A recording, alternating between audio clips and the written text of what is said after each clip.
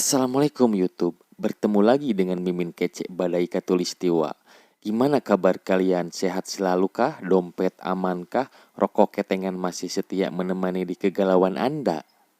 Kali ini Mimin bakalan ngerangkum film jebolan Cina yang rilis pada tahun 2001 yang berjudul My Wife is Gangster atau dalam bahasa kamus Mang Atang, My Wife is Gangster. Walaupun filmnya sudah jadul, tapi tidak kalah serunya dengan film zaman now. Film ini menceritakan seorang istri yang menjadi tangan kanan bos gangster yang ditakuti di kotanya. Namun suaminya tidak mengetahui pekerjaan istrinya tersebut. Yuk daripada lama berkumandang kayak ibu-ibu RT ngegosip di tukang sayur, kita langsung saja masuk ke cerita filmnya.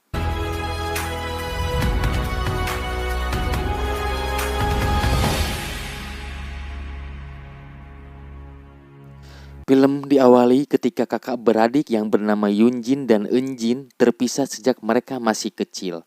Lalu mereka pun akhirnya bertemu setelah belasan tahun lamanya.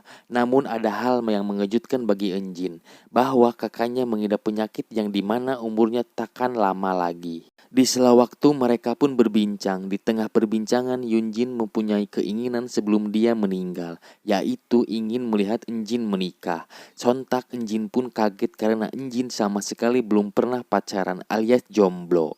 Namun Eunjin pun mengabulkan keinginan kakaknya itu.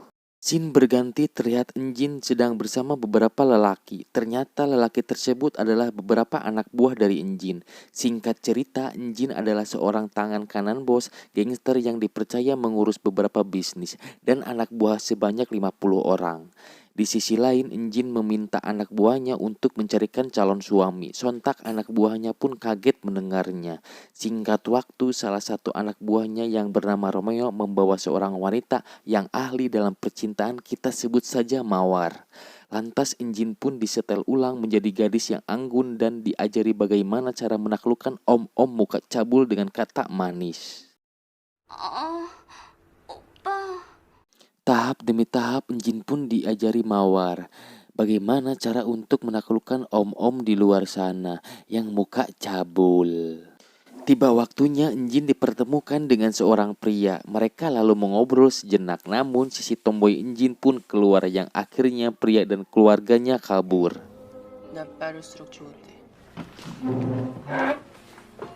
Eunjin pun sedikit frustasi, lalu dia meminta anak buahnya mencarikan orang tua gandungan untuk pertemuan dengan lelaki lainnya. Scene berganti, Eunjin pun dipertemukan dengan lelaki setengah om-om, kita sebut saja Otong. Mereka pun saling mengenalkan diri, sementara itu Eunjin ke toilet karena kebelet. Namun tak disangka ada bencong jadi-jadian yang mencoba membunuh Eunjin.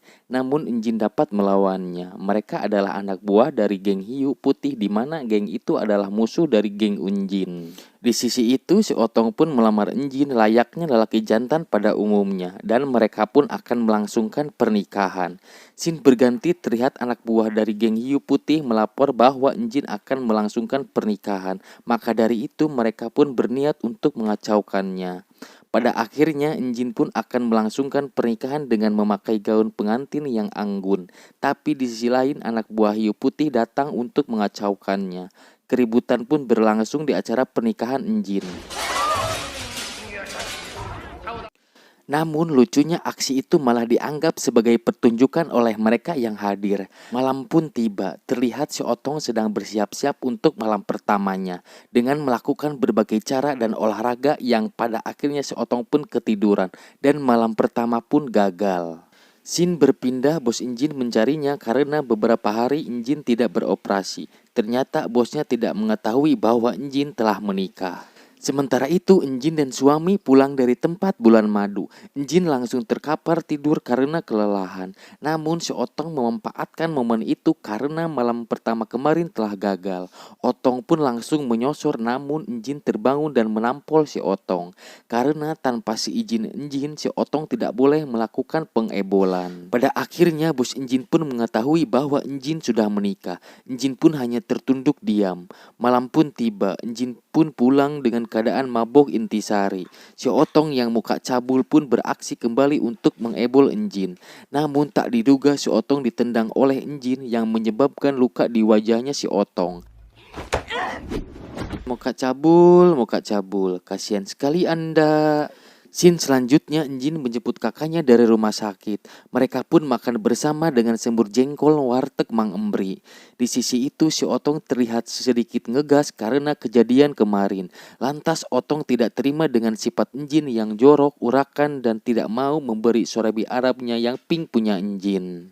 Lalu Enjin pun memilih tidur dengan kakaknya. Mereka bercerita sepanjang masa. Di sebagian cerita, kakak Enjin meminta agar Enjin cepat mempunyai anak sebelum kakaknya meninggal. Esok harinya, Enjin menyuruh Romeo untuk menentangkan si Mawar. Si Mawar pun mengajari Enjin bagaimana cara bercinta dengan nikmat. Mawar pun mempraktekannya.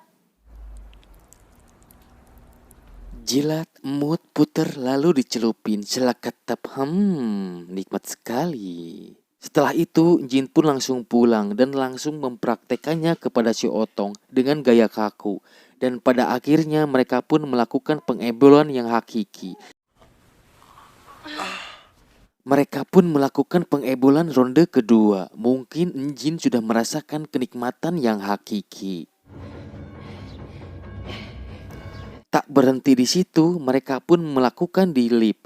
Mungkin Enjin sudah terbuai dengan ular berbulu si Otong. Berlanjut di meja makan, pengebolan pun terjadi yang disaksikan oleh anak buah Enjin. Scene berganti di mana Enjin sedang melakukan pertemuan dengan para pembisnis. Namun anak buah hiu putih datang untuk mengacau. Lantas Enjin pun marah dan mencolok keningnya dengan sumpit bagaikan cilok. Maka kejadian dari itu, Enjin pun datang menemui geng hiu putih bersama bosnya. Dikarenakan anak buahnya mengadu akan perlakuan Enjin. Lantas bos hiu putih menantang Enjin untuk bertarung dengan salah satu anak buahnya. Duel maut pun dimulai. Enjin yang selama ini belajar silat di Padepokan Singaraja Sumedang yang tak perlu diragukan dapat mengalahkan anak buah hiu putih. Dengan jurus bangkong freestyle dan jurus beruk ngangkang, anak buah hiu putih pun tepar tak berdaya. Enjin terlihat memasuki apotik untuk membeli tespek dan pada akhirnya Enjin pun positif hamil. Lantas Enjin memberitahu kakaknya yang berada di rumah sakit dan kakaknya pun sangat berbahagia akan hal itu. Beberapa saat kemudian ketika Enjin sedang mandi, si Otong diam-diam menyiapkan kejutan untuk Enjin.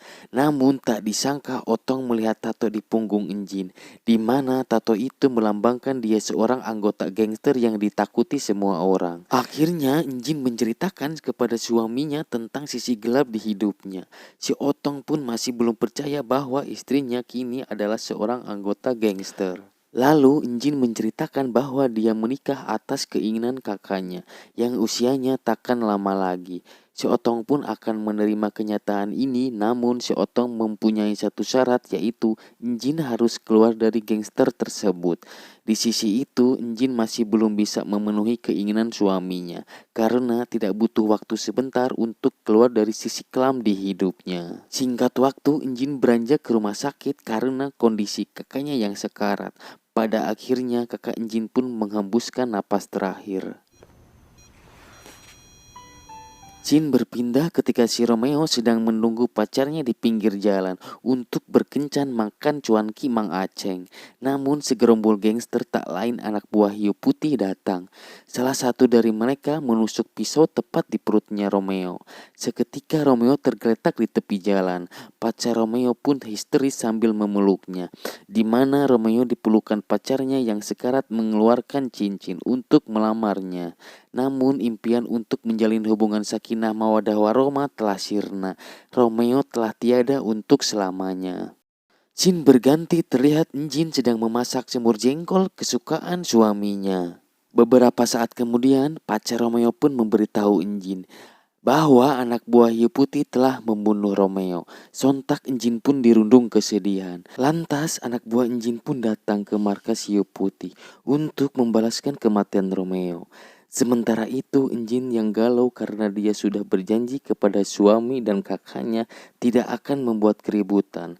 Namun di sisi lain Enjin pun tidak terima atas kematian Romeo, yang dimana Romeo adalah anak buah Enjin yang sangat setia. Pada akhirnya Enjin datang untuk membalaskan kematian Romeo.